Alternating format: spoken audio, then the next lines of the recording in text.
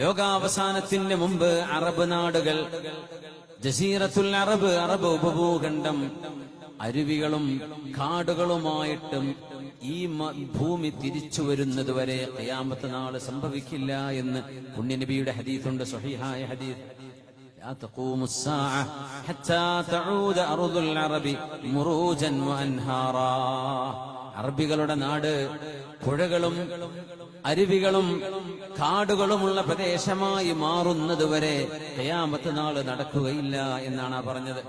Artificial പുഴനെ കുറിച്ചല്ല പറയുന്നത്, കാലാവസ്ഥാ വ്യതിയാനങ്ങളുണ്ട്. അത് സംബന്ധിച്ച് സയന്റിസ്റ്റിന്റെ ഒരു പഠനം ഉണ്ടായിരുന്നു. കാരണം millions of years back Arab നാടുകൾ നല്ല സമ്പുഷ്ടമായ കാടുകളുള്ള പ്രദേശമായിരുന്നു, പിന്നെ അത് ഡെസേർട്ടായി മാറിയത്. അതുകൊണ്ടാണ് ഭൂമിന്റെ ഉള്ളിലെ ഫോസിൽ ഫ്യൂല്, പെട്രോളും ഡീസലൊക്കെ മരങ്ങളും ജീവികളും അഴിഞ്ഞു ചേർന്ന് മില്യൺ കണക്കിന് കൊല്ലങ്ങളെ കൊണ്ടുണ്ടാവുന്ന സാധനമാണെന്നാണ് ഇപ്പോ പെട്രോളിനെ പറ്റി പറയാൻ. ജീവജാലങ്ങളും ചെടികളുള്ളിടത്തെ പെട്രോൾ ഉണ്ടാവുള്ളൂ.